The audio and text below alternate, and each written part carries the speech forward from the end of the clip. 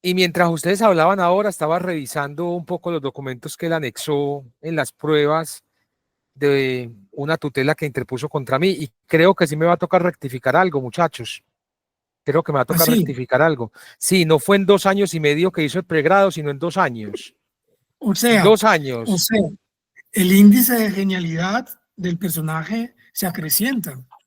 totalmente, totalmente. O sea, él comienza la carrera de Derecho el segundo semestre de 2019, más 2020 otros 2 semestres, 3 semestres, más el primer semestre de 2021, 4 semestres, 2 años, porque se graduó el 15 de octubre de 2021.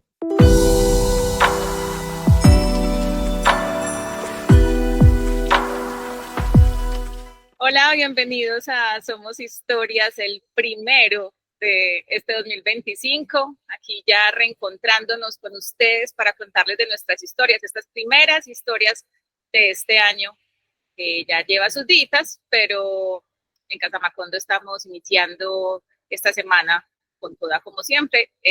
Hicimos inauguración de historias con caricatura de Leo, que como siempre hace una muy buena lectura de la situación del país, de lo que está aconteciendo. Y nuestro querido Leo no dejó pasar por alto los hallazgos en la escombrera y a estos personajes que han negado lo que allí sucedió y lo que toda esa verdad que todavía hay por encontrar allí. Entonces, por si no han visto la caricatura de Leo, para que se pasen por nuestras redes sociales o por el sitio web casamacondo.co y ahí lo pueden encontrar. Y aquí estoy con Santiago Wills, José Alejandro Castaño y Juan Pablo Barrientos, porque ellos son la otra parte de las historias de esta semana. Entonces, bueno, vamos a tener esta conversación y hablar un poquito como de también, aprovechando que está Juan, que es nuestro director, es algo que creo que lo mencionamos el año pasado, pero también quedamos un poquito en deuda contarles para dónde va Casamacondo este año. Juan, no sé si lo quieres dejar para el final. Sí, yo creo que dejémoslo esa partecita como cierre y más bien nos vamos a las historias. Entonces, en este asunto de nosotros no somos un medio coyuntural, pero obviamente no dejan de atravesarnos las coyunturas. Y José Alejandro en su columna El Ojo que Oye, que en este caso, o sea, siempre es el ojo que oye, pero él tiene más sentidos involucrados siempre en esa columna. Y hay un detalle muy especial en esto que nos escribe y es un olor que a veces se nos hace familiar, nos puede traer recuerdos como de infancia, gastronómicos, de paseos, algo. Pero este olor que parecía una incógnita realmente tiene un origen que es doloroso, que uno diría es doloroso para la naturaleza y hay humanos que no han reconocido que es doloroso para nosotros por lo que está pasando. Entonces, Alejandro nos habla de los incendios. Alejandro vive en Davis y hasta ahí le llegó ese olor a humo y nos cuenta en esta columna. José Alejandro, háblanos de esta situación que nos planteas en El Ojo que Oye. Sí, como ya ha pasado otras veces, mi tema era otro, pero fue inevitable no detenerme en estas noticias de estos días sobre los incendios en Los Ángeles. Y creo que alguna vez aquí lo comentaba. El cielo en California, a veces, sobre todo en el verano, se pone rojo. El cielo nocturno se enrojece, se pone como de un color anaranjado. Y es un color, pues, muy impresionante porque, no sé ustedes, pero yo nunca he visto un cielo anaranjado en medio de la noche, ¿no? O de la madrugada. Y cuando preguntábamos por ese fenómeno, nos contaban que tenía que ver con los incendios forestales, que en esta región de los Estados Unidos son cada vez más frecuentes. Eh, son incendios muy voraces que año tras año eh, incrementan el número y la voracidad. Caímos en cuenta con mi esposa entonces de un olor que se metía a la casa un olor a humo. Y fue como entender que ese olor tenía que ver con algo concreto y real, que eran los incendios forestales. Entonces, había grandes extensiones de bosque extinguiéndose en algún lugar muy cerca y la constancia nos llegaba por la nariz. Al otro día pretendíamos quizás que algo de eso se viera reflejado en el afuera, cercano, pero en realidad es como si no hubiera pasado nada, porque pues afuera están los jardines, que además tienen estos, eh, estos mecanismos de riego mecanizado, todo está impecable, toda la vista se ve bastante bien, no hay forma de vincular lo que uno ve en el afuera más cercano con algo parecido a una extinción de bosques, salvo por eso que ocurre en las noches, ese reflejo que a veces se ve y ese olor a humo. Entonces, la columna se detiene un poco en ese olor y en la actitud imbécil, descreída, de un sector muy importante de este país que no logra vincular eso que está ocurriendo desde hace años y que en estos últimos días ha recobrado una importancia mayor porque el incendio pues se llevó unos lugares turísticos importantes, unos sectores de gente muy privilegiada, muy rica. Solo por eso se avivó un tema que ha estado ahí, repito, desde hace varios años, incrementándose.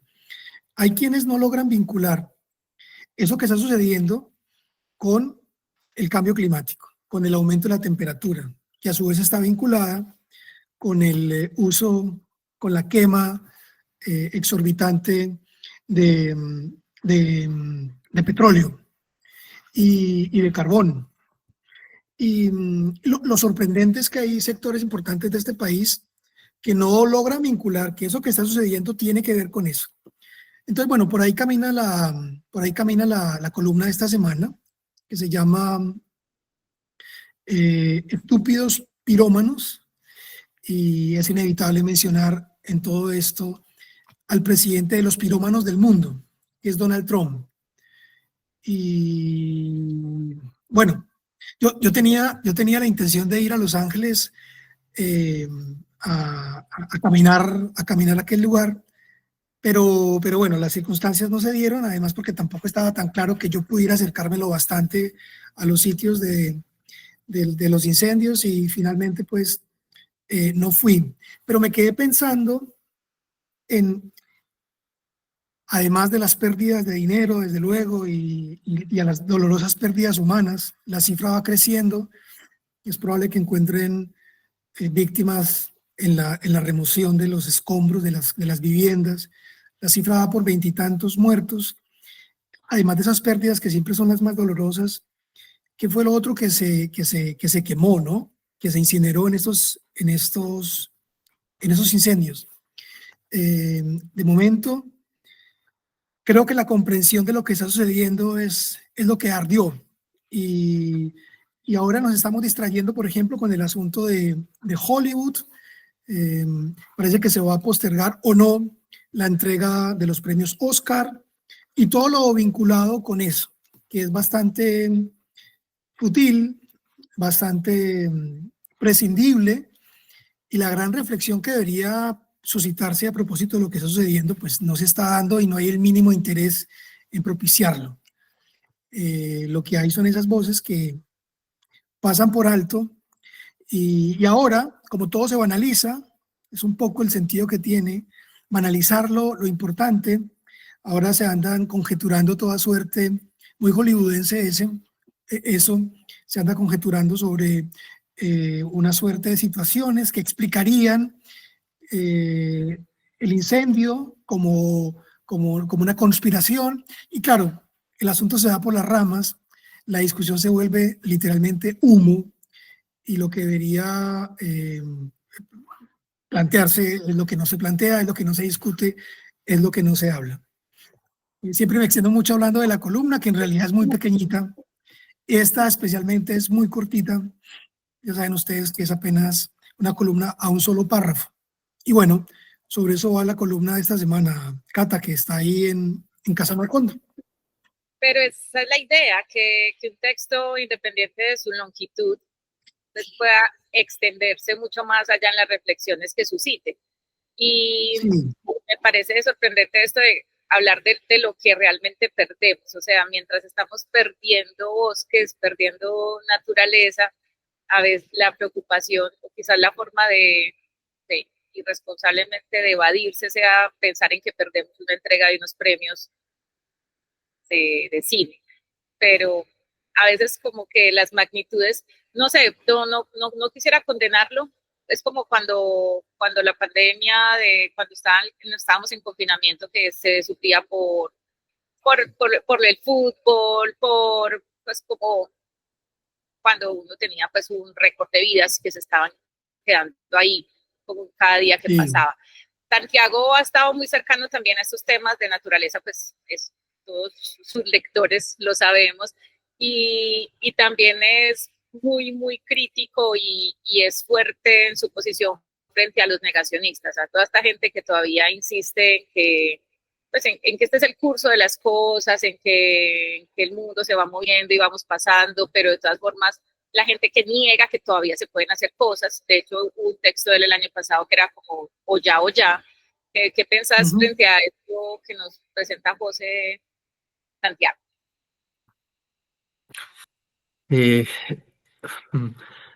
No sé, es difícil porque pues, o sea, igual creo que que es la posición en la que uno siempre está es la más aburrida de todos, ¿no? Es como, esto ya se sabía que iba a pasar, la gente ya sabía que iba a hacer esto, hay que hacer esto porque si no la próxima vez que vaya a pasar va a ser peor, y da lo mismo, ¿no? A la gente no le importa, es muy difícil porque claro, ahora pues sobre todo en Los Ángeles, pues Los Ángeles se construyó en un desierto, básicamente, ¿no? Entonces, hay un problema del agua que viene desde hace mucho tiempo. Si se acuerdan, Chinatown, la película estaba sobre esto, que es una gran película con Jack Nicholson. Pero, digamos, hay una, o sea, después de estas tragedias siempre hay como una oportunidad, porque hay un momento de reflexión, bueno, ¿por qué pasó esto?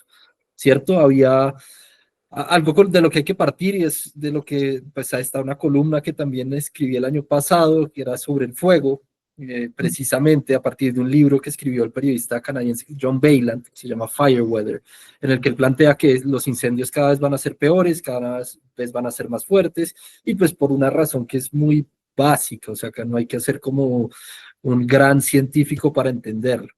El fuego funciona a partir de un triángulo, así es como lo ven los bomberos. Oxígeno, combustible bueno, y calor, ¿cierto? Entonces, pues, ahorita, ¿qué es lo que estamos haciendo? Pues la temperatura están subiendo. Entonces, esta puntita del triángulo cada vez, pues, es más poderosa. El tema del oxígeno, que también es algo que he tratado, también está cambiando. No de que haya más o menos oxígeno en la atmósfera, sino que los vientos están cambiando también por culpa de la crisis climática. Esto no se ha estudiado tanto, no se sabe muy bien tanto, pero también hay cambios ahí. Y eso pues fue también en parte lo que en Los Ángeles pues lo hizo que pues, se saliera de madres todo. Y el otro tema es el combustible. Entonces allá lo que había era que las casas estaban muy pegadas. ¿Qué pasa? Nosotros pues obvio cómo funciona el negocio siempre. Si yo compro un lote y lo voy a lotear, pues voy a tratar de sacar la mayor cantidad de lotes posibles pues para ganar el mayor dinero posible. Entonces dejo el mínimo espacio entre casas. ¿Qué es lo que pasa? Que si hay un fuego, si no hay, o sea, salta de una casa al otro. Lo que hacen los bomberos muchas veces para detener los fuegos justamente es cavar una trinchera gigante para poder alcanzar a contenerlo mientras pasa por ese espacio donde no hay combustible. Combustible es madera, bueno, todas las cosas que se queman, ¿cierto? En este caso, entonces, ¿qué se podría hacer? Bueno, tenemos que pensar a ver cómo podemos construir las casas con mayor distancia, mirar a ver cómo podemos hacer para que esto no vaya a pasar. ¿Va a pasar? No, claramente no. Ya, o sea, además en Los Ángeles hay un problema gigantesco de vivienda. Estaba leyendo ayer que los precios de la vivienda están subiendo más o menos cada minuto. Entonces, además, la gente está aprovechando la crisis pues para seguir haciendo plata. Entonces, Para especular. Exacto. No, estamos jodidos. Yo no sé qué más puedo decir. Siempre es lo mismo. Siempre la conclusión es casi la misma y es muy triste, pero pues es lo que hay. Sí, yo Yo creo que es una suerte que nos la tenemos merecida o se la tienen merecida. La columna termina, y será lo único que cite de la columna, diciendo, en el infierno que crearon y que ayudaron a crear, en ese infierno los ángeles arden. Y, y creo que se lo tienen merecido. Y claro, eso lo dice uno con rabia y con dolor.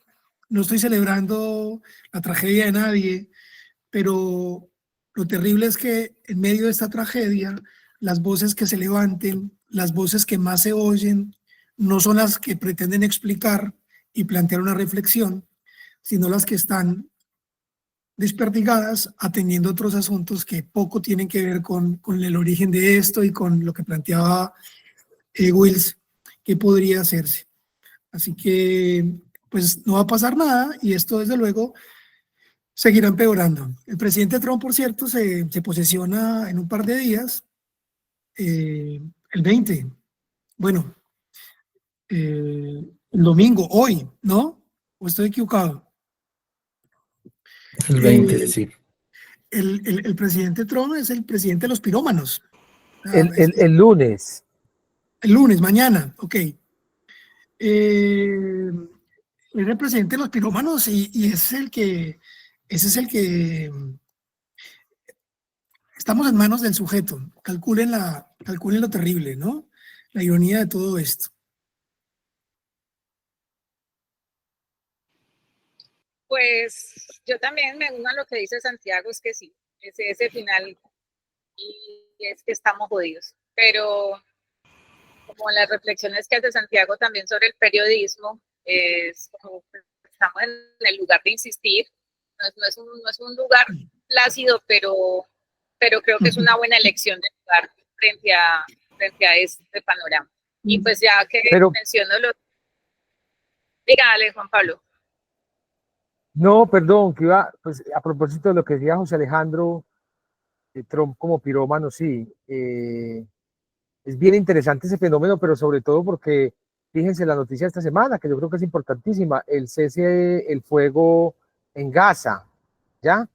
Y aquí no vemos a Joe Biden como un pirómano, pero este fue el que le metió todo el combustible a esa guerra. Sí, claro. O sea, perdónenme, pero este señor, pues, respeta mucho a los presidentes de Estados Unidos, pero muchos de ellos son criminales de guerra o sus actuaciones rayan con crímenes de guerra. Aquí este señor dio todo el combustible, todo el dinero, toda la financiación de Israel para bombardear a Gaza, para cometer ese genocidio. Sí. Y antes de irse... E incluso uno veía congresistas y personalidades de Estados Unidos visitando Israel y firmando los rockets, los cohetes que le iban, las bombas que le iban a tirar a la gente de Gaza. Entonces, sí, Donald Trump puede ser, yo no sé cuántas guerras iniciaron durante el gobierno de Donald Trump entre 2016 y 2020, no sé, no las tengo tal vez muy presentes, pero si uno hace las cuentas de las de Obama y de ahí para atrás George Bush y llegando a Joe Biden, pues son tipos que también son bien pirómanos, pero que son bien vistos, no sé por qué, por la sociedad y por la opinión pública, tan así que Barack Obama se gana un premio Nobel de paz, se gana un premio Nobel de paz, pero como ¿por qué? Entonces, bueno, planteo esa discusión o esa reflexión ahí, querido José Alejandro. Yo voy ahí con lo de Trump en la guerra, que claro, están las guerras que vemos, ¿cierto? Las que están todo el tiempo ahí, pero una periodista brasilera que se llama Eliane Brum, me contaba el otro día un escritor catalán que la llevó un día a una biblioteca en Barcelona para que diera una charla. Ella escribe sobre, sobre la crisis climática y el Amazonas. Entonces llegó frente a una charla, cientos de jóvenes, niños, y ella empezó con algo que creo que como que debería estar en todas partes. Lo que ella dijo es, ustedes, nosotros, todos estamos en guerra. Y se refería no a una guerra de disparar, de armas, bombas, etcétera, sino a una guerra, pues en lo que se refiere al tema climático. Porque eso al final va a causar muchas más muertes que todas estas guerras y pues ya está causando muchas más tragedias que todas estas. Entonces, sí, están todas las demás que son muy importantes, no hay que quitarles el ojo, pero yo diría que, o sea, sí estoy de acuerdo con José en lo del gran pirómano, porque esta es la más importante de todas. El problema es que no la vemos, ¿no? No tenemos esa posibilidad de ver cómo si nuestra visión no da para ese cambio temporal que estamos viendo, pero si es, o sea, si uno midiera por el sufrimiento humano y de otros seres en el mundo, por muchísimo el daño que va a hacer Trump, que ojalá no pueda. Biden, dentro de todo, ha sido el que más, o sea, más tierras ha protegido y más ha declarado como reservas naturales y pues trató como de blindarlas. Vaya, seguramente este infeliz algo hará para quitarlas, pero de lo peor que nos puede pasar puede venir de la mano de este señor.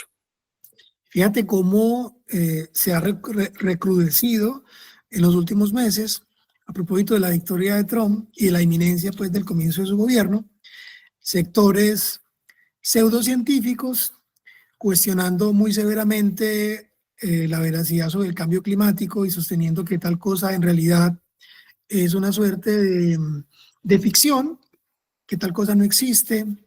Se ha ido recrudeciendo ese mensaje, ¿no? Y uno escucha en Colombia sectores muy importantes de la economía repitiendo, y de la política, ¿no? En últimas es un poco lo mismo, repitiendo eso de que no hay que temer el cambio climático. En realidad, el aumento de la temperatura obedece a unas dinámicas naturales en las que el ser humano tiene poco y nada que ver, y que lo que hay que hacer es apretar el acelerador del desarrollo, asegurarse los recursos al precio que sea y mantener la economía solvente, que en realidad, dicen esos sectores, la economía es lo que nos va a salvar. Eso es muy preocupante. Yo la verdad es que soy bastante pesimista frente al futuro en manos de estos, otra vez, pirómanos. Yo siento con lo que mencionaba Juan Pablo del Nobel de Paz, es que a mi persona a la que le entreguen ese premio, no sé, lo miro con sospecha. Y tenemos pues también ahí nuestra cuota. Tenemos un ejemplo cercano. Pero también es como hablando de estos políticos y el cual incendia más, es que yo también desconfío de cualquier persona que se arriesgue a la política. O sea, creo que son escenarios bastante corruptos y ahí creo que no hay una forma de encontrar pureza. Es imposible. Entonces, creo que de cualquiera de ellos, cualquier persona que tenga afanes de poder, no podemos esperar más. Y sí, es esa guerra silenciosa que dice Santiago y que no la vemos porque no se transmite. O sea, esa no tiene transmisión, no estalla de la forma en que estallan otras guerras que son de armas y de bombas. Y aunque pareciera que la tenemos frente a los ojos, son hechos evidentes. O sea, ver las crecidas de las quebradas, ver desbordamientos de ríos, ver cómo el mar cada día se come más la playa,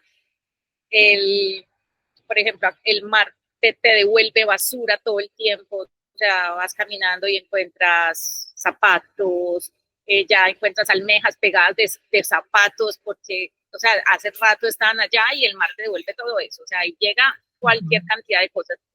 Sí se ve, pero es que también es como tenemos ojos que no quieren ver a veces. Pero persistir e insistir. Y les mencionaba lo de Santiago, pues que también desde el periodismo le ha planteado desde el oficio que hacemos, pues nuevamente nos trae esta semana una reflexión, uno de sus textos filosóficos. ¿Cómo es que vos les decís, Santiago? Se me olvidó. A veces usas un calificativo con tus textos, el texto raro, así. Entonces, ahí está el texto raro. Entonces, este es como de la línea de los textos raros de Santiago, que son muy chéveres, y habla de esto, diría, esto es el periodismo, pero esto no es el periodismo. Y a partir de su trabajo como docente, Santiago es profesor, aparte de escritor y periodista, investigador, cuando él les pregunta a sus alumnos dónde se informan. Y creo que hacer esa pregunta frente a los estudiantes hoy, que esos jóvenes que ya son nacidos en las nuevas tecnologías, nacieron con Internet, ya nacieron con redes sociales, tenían Facebook antes de nacer. Entonces uno dice, en toda esta avalancha de información, que todo puede ser información, pero que no todo es información. O sea, es como ir a mercar y saber qué comida compras, y claro, todo te puede llenar, pero no todo te puede alimentar. Lo mismo pasa con lo que consumes en información. Entonces, Santiago, yo creo que Santiago se fue con toda. A mí me encantó. Yo cuando estaba editando le puse un comentario como, que me encanta. Como tome y tome, y las cosas hay que, o sea, es como cuando decimos, nombremos las cosas como son, y el periodismo está hecho para eso. El periodismo no está hecho para medias tintas, y lo que es corrupto, lo que es. Y entonces Santiago nos habla del periodismo y lo enlaza con un hecho que Juan Pablo ha denunciado acá. Entonces, hágale, Santiago, no sé si abre bocas de esto no es el periodismo, y díganos qué es el periodismo. Bueno, sí, es que siempre, justo, bueno, ya empiezo clases la próxima semana, y siempre en la primera clase, además de las presentaciones, y eso les pregunto a mis estudiantes, eso, ustedes cómo se informan. Y he visto como con el tiempo que sí ha habido como un cambio, además porque es lo que tú dices, Cata, o sea, la generación a la que ya le estoy dictando clase probablemente ni siquiera tiene el recuerdo de, no sé, esto del papá, la mamá en la mañana, en el desayuno, abriendo así el periódico. O sea, este gesto no les dice nada a muchos de ellos. Eh, entonces, claro, es una generación que toda la información viene de otro lugar. Entonces, bueno, muchos cuando les pregunto me responden, no sé, me dan nombres de influencers, de activistas, etcétera. Y pues hay veces les insisto, bueno, pero no, y si piensan como de pronto, no sé, como algún medio periodístico o eso, muchos me mencionan una cuenta de Instagram que se llama Última Hora Call. Yo, por mis estudiantes, es que sé que existe, es básicamente una agregadora de noticias, ¿cierto? Lo que hacen ellos es, ellos toman noticias de otros sitios, las reescriben, usualmente no muy bien, pero de una manera mucho más corta. Entonces pues ponen la foto y es como, listo, cese al fuego en Gaza, listo, y escriben ahí rápido algo que sacaron de otras noticias. Pero entonces yo siempre les insisto y les pregunto a mis estudiantes, bueno, supongamos que mañana en este Última Hora Call les sale de repente, murió el presidente Trump. ¿Ustedes le creen? Y curiosamente, a pesar de que la mayoría de ellos se informa a partir de esta cuenta, ellos piensan un momento y me dicen, no, yo iría a revisar en otro medio. Y yo, ¿pero por qué? Si este es como el medio en el que ustedes confían, ¿no? Pues en el que más informa. Y no tienen una idea muy clara, pues muchos vienen, pues están hasta ahora empezando la carrera, algunos son de comunicación social y periodismo, otros son de narrativas digitales, otros son de, bueno, otras carreras. Entonces, pues no tienen por qué saber cómo funciona el periodismo. Y lo que yo me he dado cuenta es que esto no es solo un tema de mis estudiantes, sino que esto pues implica a la mayor parte de la población, creería yo. Nadie sabe muy bien cómo funciona el periodismo o qué es lo que garantiza que el periodismo o que la información que nosotros pasamos sea confiable. Y cuando digo periodismo, no hago diferencias entre bueno y mal periodismo, porque siento que hay solo periodismo. Lo que es mal periodismo no es periodismo.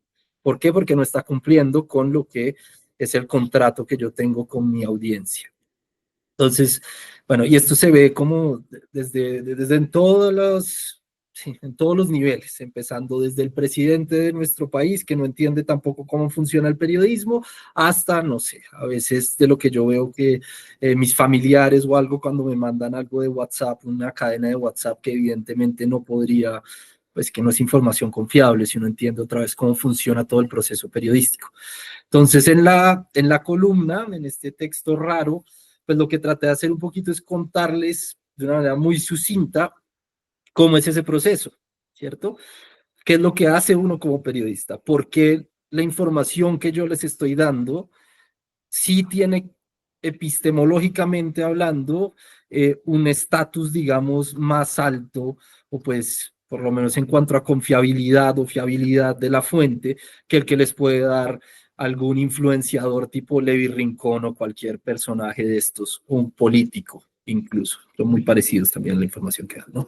Y eso es lo que, o sea, el buen periodismo, el periodismo otra vez, es como lo que nos da eso.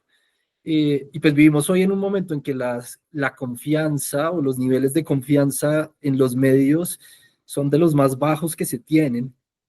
Y yo creo que en parte eso es culpa nuestra, evidentemente, pues de la gente que no hace buen periodismo, no, nuestra no, pero digo, de los malos periodistas, pero también es culpa de que la gente no sabe cómo funciona. Pasa lo mismo que con la ciencia. Yo siempre he creído que hay una analogía muy cercana entre periodismo y ciencia, entre el método, que es lo que sostiene a ambos. Entonces, sí, la columna trata sobre eso.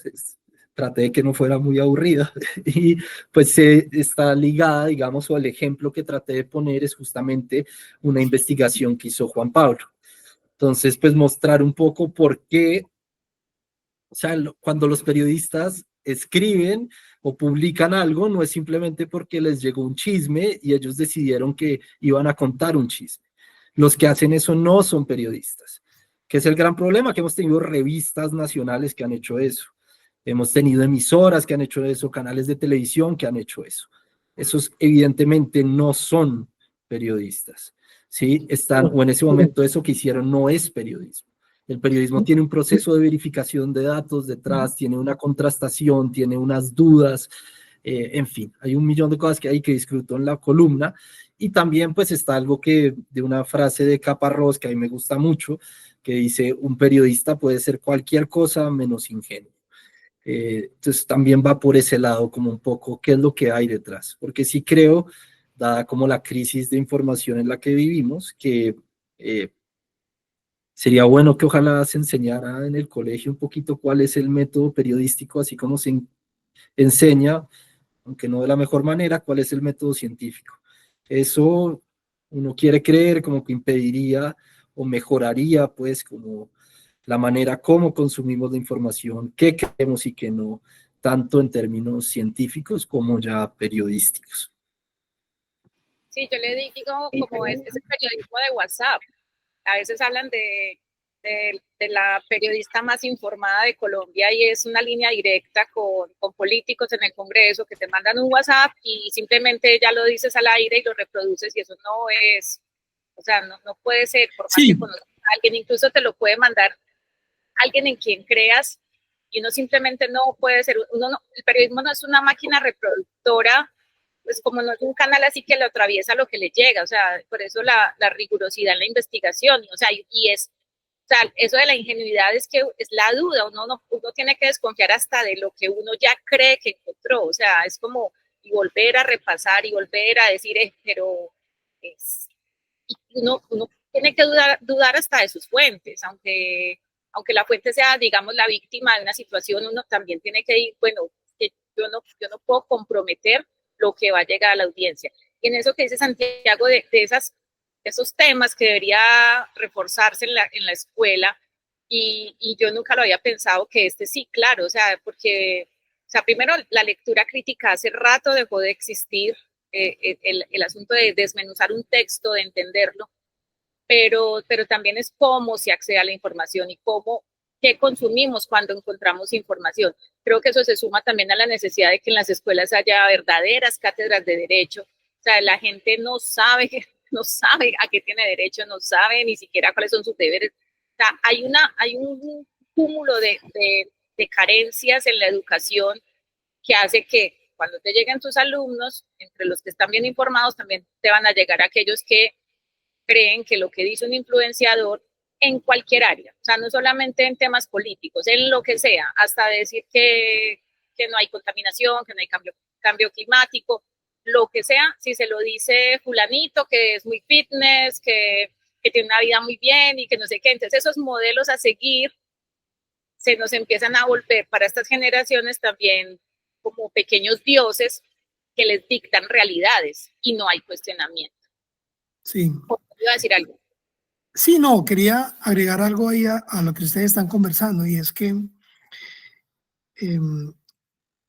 claro, se ha banalizado la información, ¿no? Y lo que se informa, y se ha trasladado una mayor relevancia a quien dice las cosas, ¿no? Entonces, el ejemplo que vos dabas, ¿no? Gente que porque es ella quien dice lo que dice, eso que dice parece tener relevancia o ganar en importancia. No todo el que informa, y hay muchos que informan, está ejerciendo periodismo. La simple información no necesariamente es periodismo. A propósito de lo cual, Cata, vos que haces en Casa Macondo, entre otras cosas, la edición y el acompañamiento de los textos, y Juan, antes de que Juan entre con su otro texto, contarle un poco a nuestra audiencia cuál es el ejercicio que hacemos en Casa Macondo de verificación y de contrastación. Porque, y está bien que lo recordemos, nuestro eslogan, uno de nuestros eslogans principales, que reza debajo de nuestra marca Casa Macondo, es periodismo sin afán. Nosotros no tenemos afán para ir a contar las cosas, lo que sí tenemos afán es de hacer una sustentación muy cuidadosa, muy rigurosa, muy decantada de nuestros contenidos. No sé, Cata, si vos querés contar un poco cómo es que hacemos acá, por qué proceso, o Juan o Santiago, por qué proceso pasan nuestros textos acá en Casa Macondo, para convertir esa información en periodismo. Y para salir con algo que que está respaldado, que no tiene duda en tu investigación. Sí, el periodismo sin afán, yo recuerdo que fue una conversación extensa que tuvimos hablando como de qué éramos, además de Somos Historias, y eso no es que sea como que estamos relajados, sino que las historias salen cuando están listas. Y si una historia requiere 3 meses, pues es como, es lo que tiene que ser, o sea, o si es hay investigaciones que son de años. A veces uno ve la publicación y la publicación son 3 cuartillas o, bueno, ya, no sé, ya también sigo 3 cuartillas, quizás también estoy cayendo en un anacronismo como el del gesto del periódico. Pero sí, o sea, se ve un texto corto, pero lo que hay detrás de ese texto es años de investigación, de seguir un proceso, ese primer, lo que decía Santiago, ese primer mensaje que le llega al periodista, como este es un hecho, y eso puede desencadenar mucho tiempo de trabajo.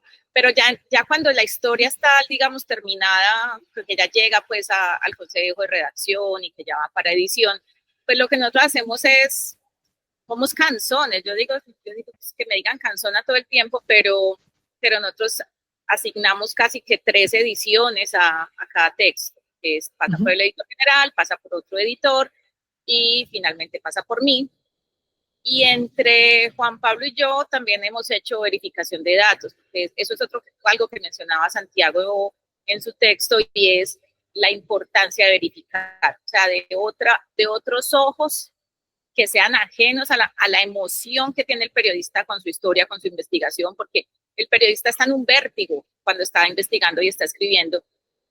Y también les pasa a los escritores que tanto han pasado por el texto que ya se les vuelven puntos ciegos algunas partes. Entonces, cuando llega esa otra mirada, ve otros detalles y es la duda. Y entonces ahí uno no es que uno desconfíe del criterio, ni de la capacidad, ni del profesionalismo del periodista, sino que uno debe dudar hasta de sí mismo. O sea, eso es lo que, o sea, si yo verifico hasta la escritura de un nombre, o sea, usted puso este nombre, y puede ser el protagonista de la historia, vos lo investigaste, pero y algo se puede, y es algo, es una minucia, claro, es un nombre, pero una fecha, un contexto en el que se desarrolla la historia, todo eso hay que entrar a verificarlo, porque el hecho no solamente es con los que están involucrados en la historia, sino con quienes lo van a consumir. O sea, es un respeto hacia quien va a leer. Uno no puede pasar por encima de la audiencia entregándoles algo a medias o que esté mediocremente realizado. Y esto del rigor y de ese proceso que Santiago nos lo detalla también en su texto, pues nos lleva a Juan Pablo, porque pues muchas de sus investigaciones, que son denuncias, pues esto es blanco todo el tiempo, porque como vivimos en esta ferocidad de emociones que que ya es por eso es tan importante enseñar análisis de la información, porque es que estamos mediando la información por los fanatismos políticos o de cualquier tipo que tenemos. Entonces, eso como que nos ciega, o por ejemplo las creencias religiosas, que no somos capaces de diferenciar el hecho delictivo de la fe, que van por dos lados diferentes. Entonces, con las investigaciones de Juan Pablo pasa mucho que eso sí hay otra piromanía ahí, que es que se lanza la investigación y se crece la horda que les llaman bodegas, pues, o todas este montón que salen a incendiar las redes sociales o ¿cómo le dicen? A tirar odio, porque el atacado, digamos, pues por no decir el atacado, porque es que cuando hay una denuncia uno no está atacando a alguien, él mismo se atacó por hacer lo que hizo. Entonces el involucrado tiene sus seguidores, sus fans, sus fanáticos, y eso, en vez de ir a cuestionar a quien tanto admiran por esto que se le denuncia, cuestionan al periodista. Entonces Juan Pablo ha tenido que, Juan Pablo, esto ya es como una temporada de Netflix, o sea, ¿cuántas temporadas llevas con Carlos Felipe Córdoba? Ya. No, esta es la tercera. Ya varias. No, yo comencé a investigarlo en 2022. Esta es la tercera temporada más o menos. Sí, no, yo comencé a investigarlo a él en 2022. En esta pugna con él, sí, porque él insiste en que no, que tú estás equivocado, y sus seguidores también, porque además que sus fanáticos son de alto espectro, porque pasan hasta por periodistas que lo adoran y le soban el hombro. Entonces, el señor sigue insistiendo en que tu investigación no ha dicho la verdad, pero ahora tú le dices, sí fue plagio. Contanos, sí, Juan Pablo. Y mientras ustedes hablaban ahora, estaba revisando un poco los documentos que él anexó en las pruebas de una tutela que interpuso contra mí, y creo que sí me va a tocar rectificar algo, muchachos. Creo que me va a tocar rectificar algo. Sí, no fue en 2 años y medio que hizo el pregrado, sino en 2 años. O sea, 2 años. O sea, el índice de genialidad del personaje se acrecienta. Totalmente, totalmente. O sea, él comienza la carrera de Derecho el segundo semestre de 2019, más 2020 otros 2 semestres, 3 semestres, más el primer semestre de 2021, 4 semestres, 2 años, porque se graduó el 15 de octubre de 2021.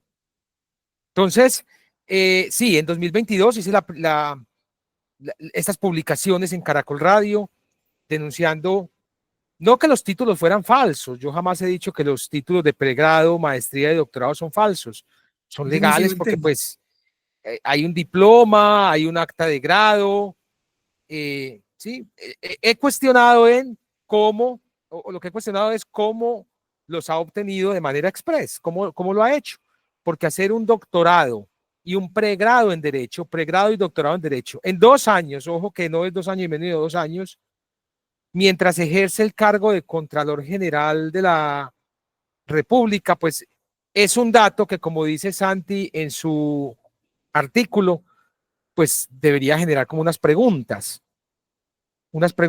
porque no es normal. Es tan anormal o tan irregular, o no sé, o tan raro como toda esta trayectoria académica del señor excontralor, que obtuvo primero el título de doctorado que el de pregrado. O sea, Juan, eso no es, ese solo dato, eso es como cumplir, escúchame, eso es como cumplir 5 años antes de haber nacido.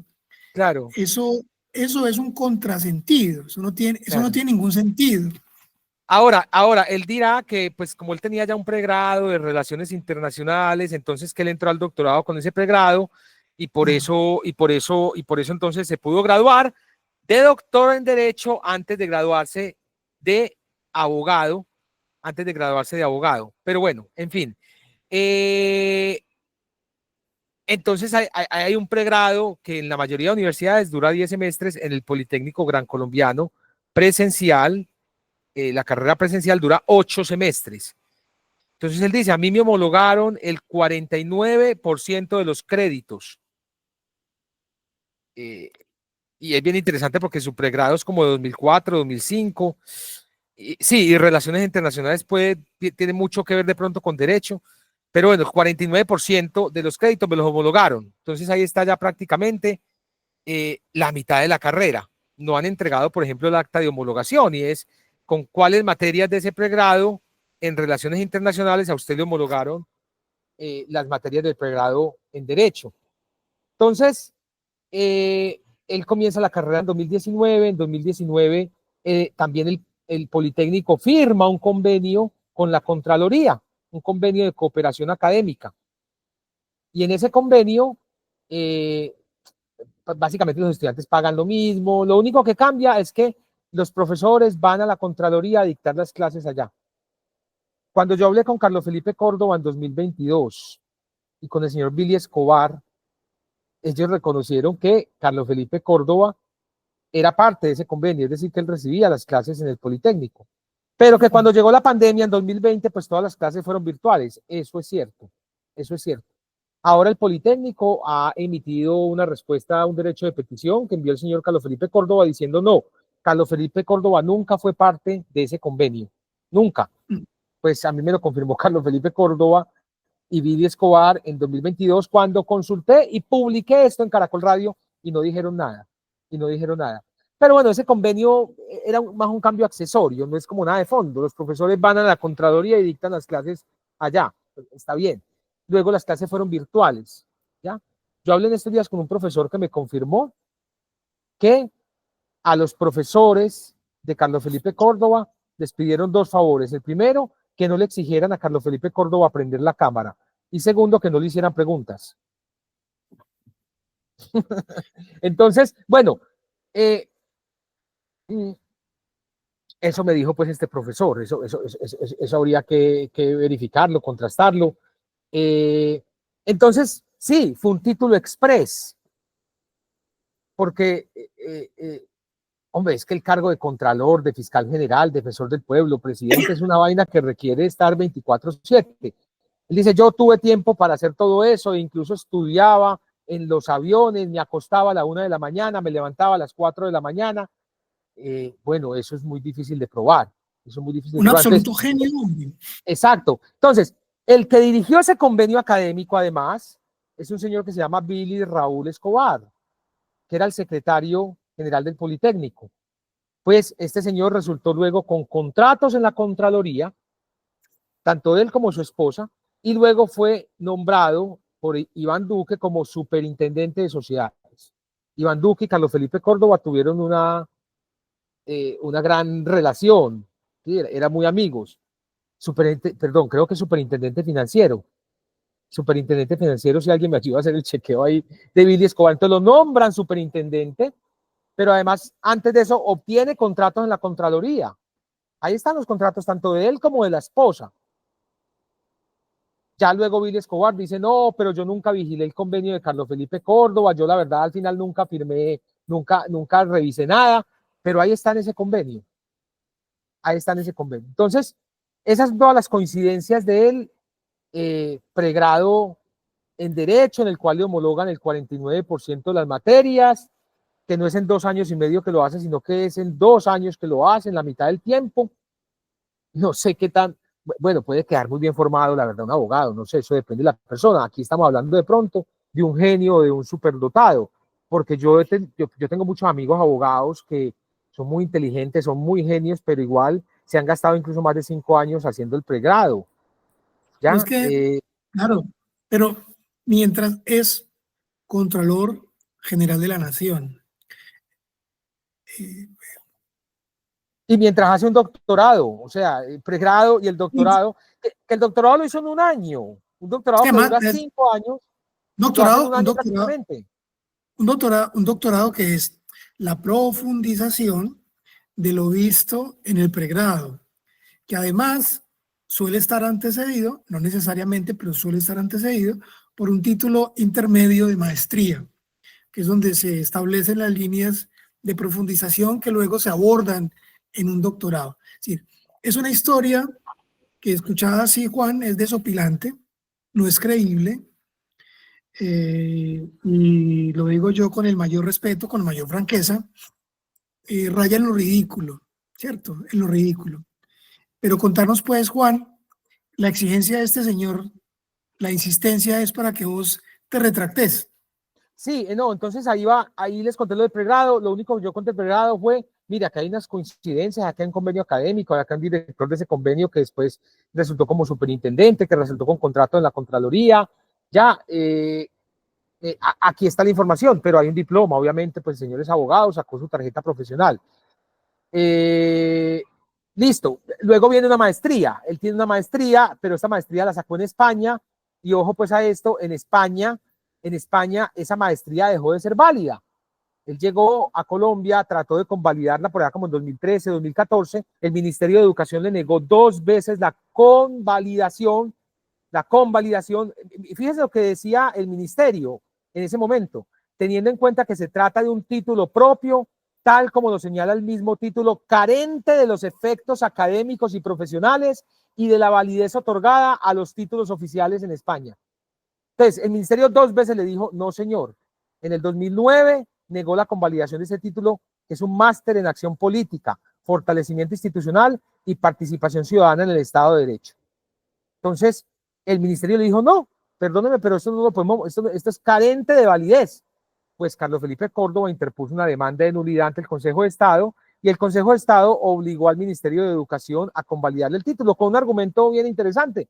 Dice el Consejo de Estado, es que ya a muchos otros colombianos les convalidaron en años anteriores el mismo título. Entonces, por el principio de igualdad, también se lo tienen que convalidar a él. Entonces, A pesar de carecer de solvencia, validez, de validez y solvencia. claro, Juan, nos pedías un dato, te confirmarlo de una vez. Billy Raúl Antonio Escobar Pérez es superintendente de sociedades. de Desde el sociedades. 2021, Sí. nombrado por Por Duque. Duque, y siguió con Petro. Sigue Sí, siendo ahí está. superintendente. Fue creo que el Está bien. único, uno de los pocos cargos que fue confirmado por Petro, del gobierno Duque, de los altos cargos. Y amo el argumento del Consejo de Estado, que es como, no, ya la cagamos con muchos, entonces, pues, ay, pues ya, ¿qué importa otro más? Pues ya, ¿qué se puede hacer? Ya la hemos cagado tanto tiempo que pues tocará, porque ¿qué más? Claro, Imagínate el no, argumento. y entonces ya, ¿qué conté yo de esa maestría? Conté esto que estoy contando aquí, que la maestría existe, que está el título, que le convalidaron, pero conté todo lo que había en ese expediente judicial al cual yo tuve acceso. Pues Carlos Felipe Córdoba dice que me retracte de haber dicho que la maestría no tiene validez. No, sí la tiene, pero conté pues la historia completa. Y el doctorado, pues en la Universidad de Jaén, en 2022, con un grupo de profesionales que lo revisó, pues descubrió que tenía unos apartes con plagio. Y así sea una línea plagiada, eso es plagio.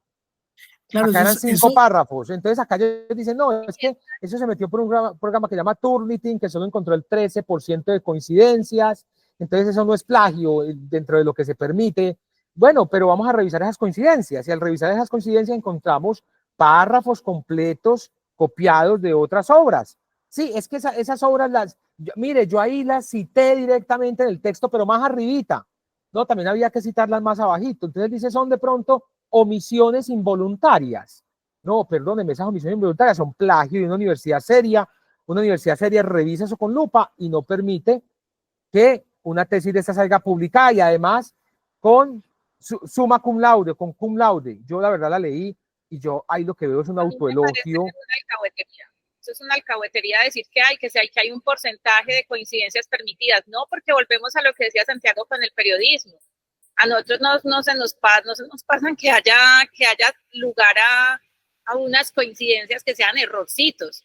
Y lo mismo, si uno está investigando, o sea, es que la academia es para gente que quiere estudiar, o sea, esta alcahuetería de que la gente estudia es para que le suban el sueldo, que para poderse presentar a nuevos cargos, eso está deteriorando increíblemente el profesionalismo de la gente en todas las áreas. Entonces, si uno está investigando con juicio, yo a veces dicto talleres de investigación y de método de investigación para tesis, porque yo sé que la tesis es una pesadilla para muchas personas, yo creo que para todas, bueno, algunas, habrá un porcentaje muy bajo, de pronto para Carlos Felipe Córdoba no, pero es hay una rigurosidad que si se empieza desde el principio del proceso no va a haber lugar a un solo porcentaje de coincidencias, de falta de citación.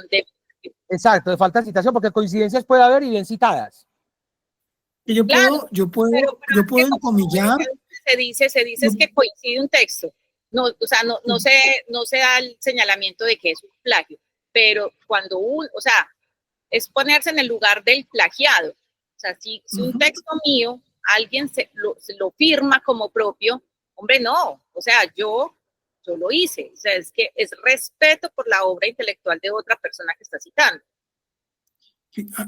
A mí me llama mucho la atención el hecho de que es que este personaje, inefable personaje, representa una autoridad de transparencia y de buen obrar, y él que encarna eso, deja estas dudas que son más que solo dudas, me parece a mí, y me hago responsable de esa afirmación, son solo más que dudas. En un país además en el que, por ejemplo, los títulos de postdoctorado se ofertan en Colombia como títulos académicos. El postdoctorado no es un título académico, el postdoctorado es un ejercicio profesional del doctorado. En Colombia se ofertan postdoctorados como si fueran títulos académicos y la gente paga por eso. Es decir, una perversión terrible de eso que mencionaba Cata, que es la investigación académica. Juan, ¿en qué va a quedar esto? Sí, no, porque, y termino con contarles también que cuando yo hablé con él me dijo, mire, es que no, el doctorado no necesita 5 años, solo necesita escribir una tesis. Y ya, y me contó en ese momento que tenía un equipo que le estaba apoyando con esa tesis. O sea, esto lo escribieron también unos muchachos ahí, me imagino la Contraloría, no sé, pero él me habló de un equipo de asesores que estaba apoyándolo en esto. Una tesis, entonces cuando yo veo los requisitos de la universidad, piden un montón de requisitos, participantes de seminarios, no, puso por allá un seminario, Encuentro de la Jurisdicción Constitucional, que es un encuentro que hace la Corte Constitucional cada año en una ciudad diferente. Eso lo puso, eso y la tesis doctoral y otro cursito que hizo por ahí, ya ese fue el doctorado en un año en la Universidad de Jaén en España. Entonces, no es verdad que en un título de doctorado no haya materias a las que asistir y no haya unos compromisos de asignaturas. No es que solo se resuma en la escritura de una tesis doctoral. Eso no es verdad, eso es mentira, eso es falso. Así no es como funciona. Son 2 años de la parte académica mientras haces la investigación. O sea, yo me siento profundamente mal porque cuando hice mi maestría, pues además la hice, creo que en 3 años, pues me alargué, no me acuerdo cuánto, pues porque también fue como el tiempo de depresión haciendo la tesis, todas estas cosas que pasan. Es que yo he acompañado a muchos tesistas y no sabe el proceso cómo es de duro. Eso es una de las preguntas que duelen en la vida, es que alguien le pregunte cómo va la tesis, porque es que eso es otra relación que asume, eso es otra pata que le sale. Y yo cuando hice la maestría, yo dije, no, yo en la vida vuelvo a trabajar y a estudiar al mismo tiempo. Y he postergado el doctorado porque pues me toca ser millonaria, porque yo no quiero trabajar para hacer el doctorado como se debía hacer. Y este señor, siendo contralor, hizo doctorado y pregrado. O sea, yo no sé, o sea. Es una burla para la gente que realmente trabaja, estudia, hace unas apuestas personales muy grandes, muy significativas, y este sujeto nos quiere hacer convencer. A mí no me ha convencido en absoluto de su genialidad, de su capacidad para estirar las horas del día a 35 o 36. No, a mí me parece que está mintiendo, me lo parece.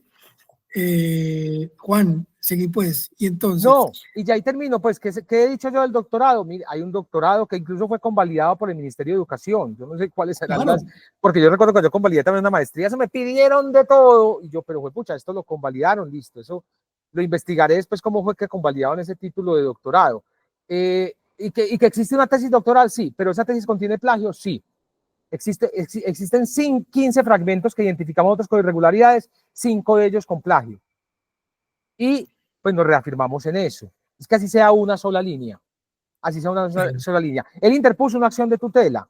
Yo se la gané en primera instancia y se la gané en segunda instancia. Me imagino que él va a insistir ante la Corte Constitucional para que la seleccione y de pronto encontrará un magistrado amigo que insista y vamos a ver si en sala de selección la seleccionan, pues hasta allá llegaré yo y daré también pues mis argumentos o mi defensa o la defensa de esta investigación.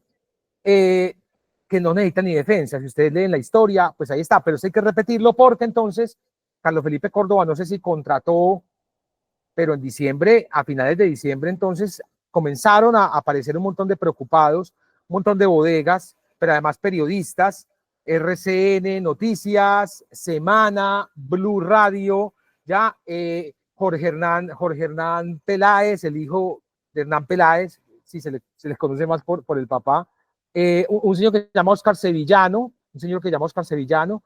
todos a decir, no, la tesis de Carlos Felipe Córdoba no tiene plagio y aquí esto es un fake news y lo atacaron y lo maltrataron. Y yo, pero ¿qué es esto? Esta gente ni siquiera nunca leyó lo que yo publiqué. Simplemente Carlos Felipe Córdoba mandó un paquetico en el cual también contrató un perito que fue exdirector de la UNP, un señor de apellido Mongui, amigo de él, que obviamente escribe un informe donde dice, no, esa tesis está limpia y es de lo mejor que se ha escrito, prácticamente dice eso. Un o sea, le faltó un pelito para decir que esa era lo mejor y que era falsa la investigación y que de pronto hubo errores involuntarios. También por allá dice, sí, no recuerdo bien lo que dice, pero habla de errores involuntarios que no pueden constituir plagio. Entonces, les pasa ese paquete a estos periodistas comienzan todos a publicar y a atacar. Oscar Sevillano decía, ¿desde cuándo los periodistas analizamos una tesis doctoral? Eso le compete a las universidades. Me imagino que será Oscar el típico periodista que replica solo comunicados de prensa y lo que les llega pues hechecito de todos lados y eso para él es la noticia, esa es la información verdadera, lo que les llega en el comunicado de prensa. No, hermano. El periodista tiene que ir más allá, el periodista sí puede leer una tesis doctoral y sí puede buscar expertos y sí puede buscar herramientas y sí puede comparar con los dictámenes que dan las universidades u otros peritos, así difieran de ellos. Uno puede comparar y puede diferir y decir, aquí están equivocados. ¿Quién dijo que no? No. ¿Quién dijo que los periodistas hacíamos eso? Hace años imagino que también dirían, ¿quién dijo que los periodistas mandábamos derechos de petición? Por favor, no sé si el colega es que no ha hecho investigaciones periodísticas, pero sí que uno no puede hacerlo. Y Jorge Hernán Peláez pues habla de fake news. Fake news.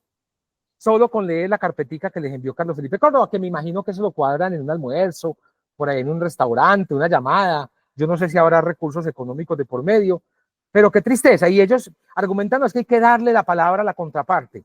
Así es que ustedes publicaron algo de esta investigación cuando yo la publiqué en 2022, que ahora le están dando la palabra a él. Pues bacano que se la den, ¿sí? Bien, háganle, pero lean también la otra parte y no se dejen convencer tan fácilmente pues la carpetica armada que les envió el señor Carlos Felipe Córdoba. En conclusión, yo me reafirmo, y esa es la columna de opinión que he escrito para Casa Macondo, en la investigación que he hecho desde 2022, me reafirmo en esas preguntas que he hecho, me reafirmo en señalar que en la tesis doctoral del señor Carlos Felipe Córdoba hay fragmentos con plagio, me reafirmo en decir que frente al pregrado hubo unas concesiones bastante interesantes, el 50-49% de homologación de materias, un convenio académico del cual participó un señor que después fue superintendente, que tuvo contrato en la Contraloría, así digan que él no hizo parte de ese convenio académico, y frente a una maestría, pues una maestría que no es válida en España, y que aquí la convalidaron por un principio pues de igualdad, supuestamente. Y para finalizar, por ahí me cogí un dato, incluso por aquí estaba Santiago cuando me cogí ese dato en vivo y en directo, y es que hay una ley de 2018, voy a buscar ya pues cuál es esa ley, de una vez la busco. Hay una ley de 2018 que es la ley 1905 de 2018, que esa ley lo que dice prácticamente es que los abogados tienen que presentar un examen de idoneidad. Y dice que todos los abogados, o todos los abogados que se matriculen a una carrera de derecho, o las personas que se matriculen a una carrera de derecho, después de la promulgación de esa ley, que es el 28 de junio de 2018, tienen que presentar esta prueba de idoneidad. Pues Carlos Felipe Córdoba se matriculó en 2019. A él le correspondía presentar esta prueba de idoneidad. Se graduó en 2021. ¿Cuál es el problema? Y él dirá, pues eso en su defensa, y podrá tener razón, no sé. es que el Consejo Superior de la Judicatura solo hizo ese examen por primera vez el año pasado, en mayo de 2024. Entonces, ¿qué pasó? Porque estaban pensando, esto es de 2018. Pues un estudiante, me imagino que de Derecho se demora 5 o 6 años, entonces a 2024 nos da perfectamente para que presente el examen. No, como este se graduó en 2021, no le hicieron examen.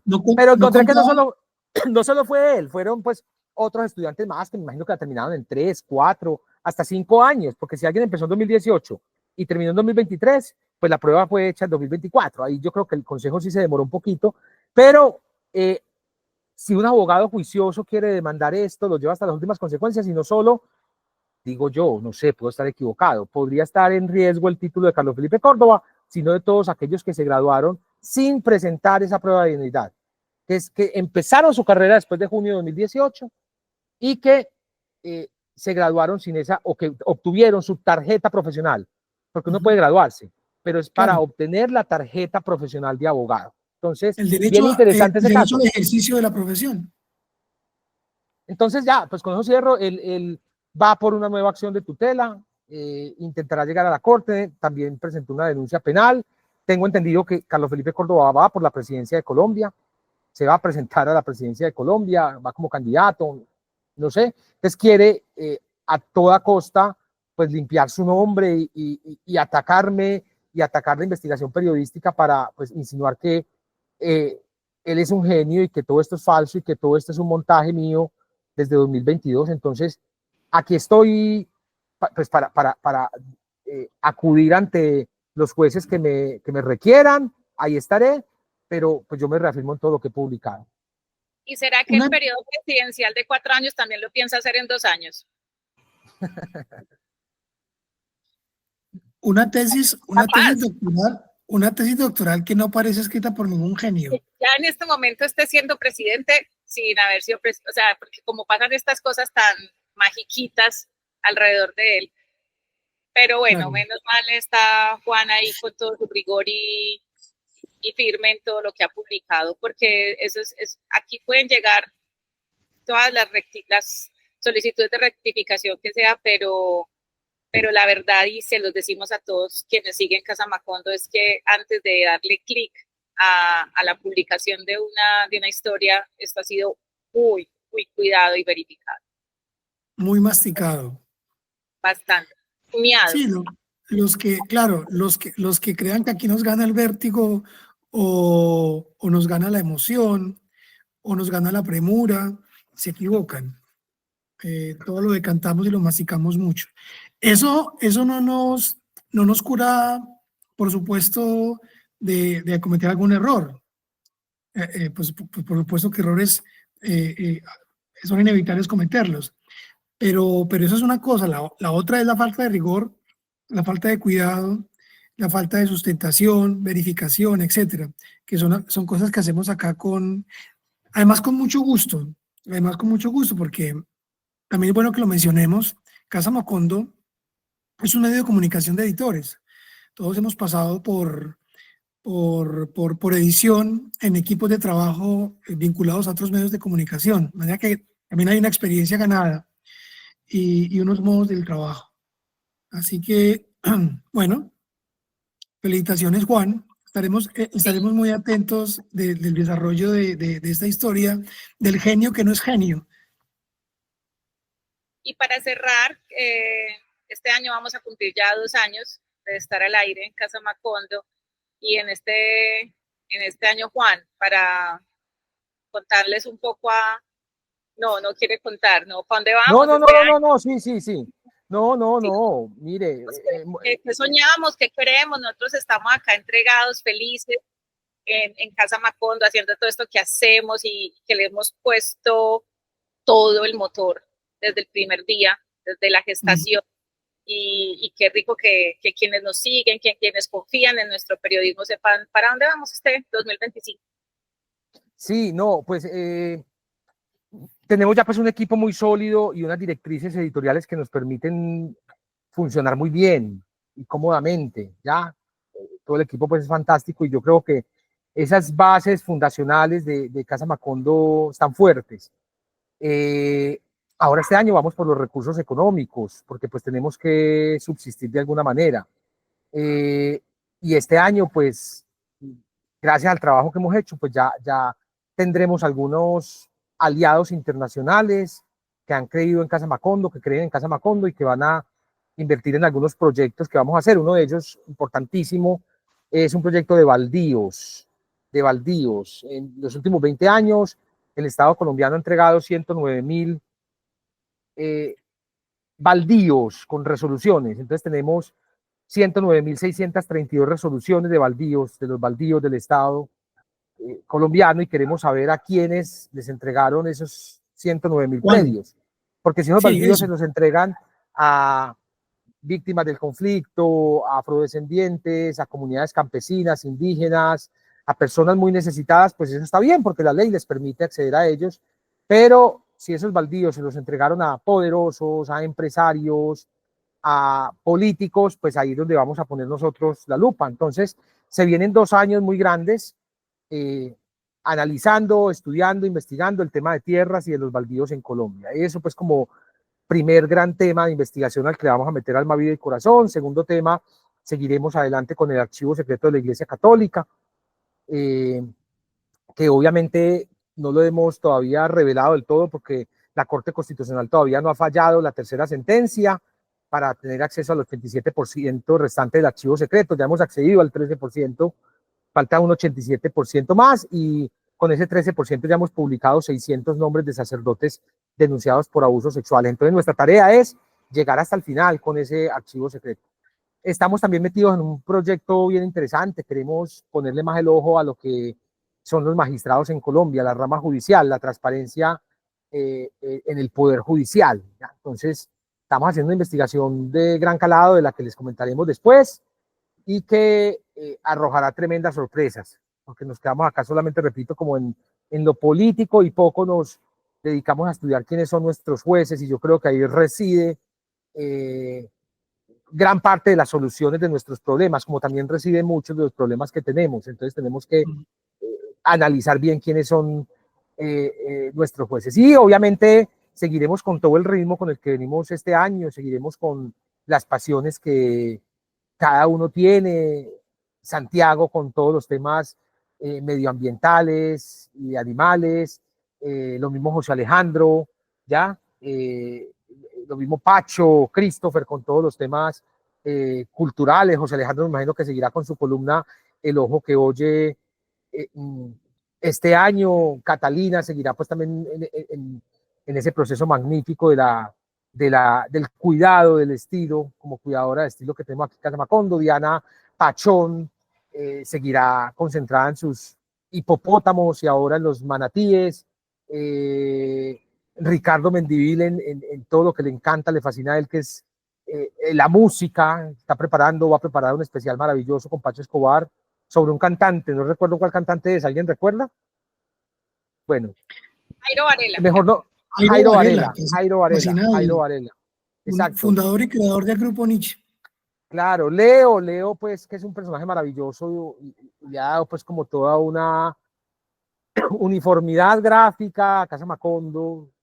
Seguirá con sus caricaturas y poniéndole, pues, belleza gráfica a todo lo que, pues, nosotros hacemos aquí. Obviamente, Mauro Cubá, que quien está siempre detrás, tras bambalinas, ahí ayudándonos con la página web, con todo lo que tiene que ver con esta tecnología, y Sara Tavares, quien nos ayuda con todos los temas contables, financieros, con esos numeritos para que todo pues esté muy bien al momento de hacer cuentas y de entregar cuentas y de contarles a nuestras audiencias cómo nos financiamos.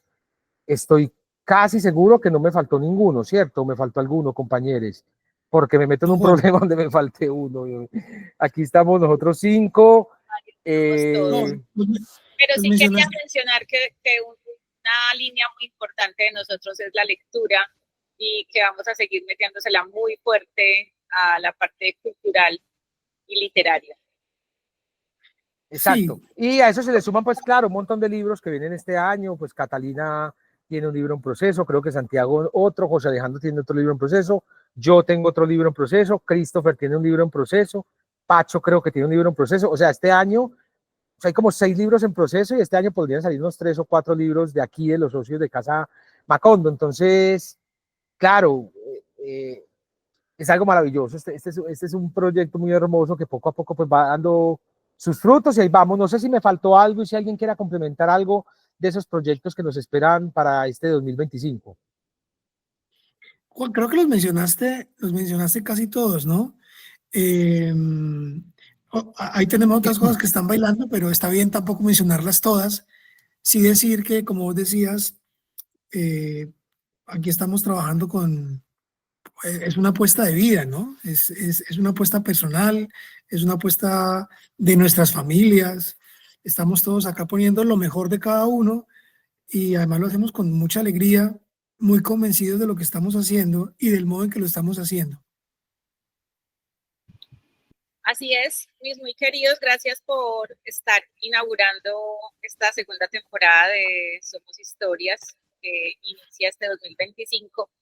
Y a nuestras audiencias, como siempre, gracias por acompañarnos, por leernos, por seguirnos, por aportar en nuestra Baki, por darnos ese voto de confianza, incluso desde los aportes económicos. Todo lo que ustedes hagan acompañándonos es valiosísimo para nosotros. Y a ustedes, pues gracias por estar acá y nos vemos en una próxima emisión de Somos Historias.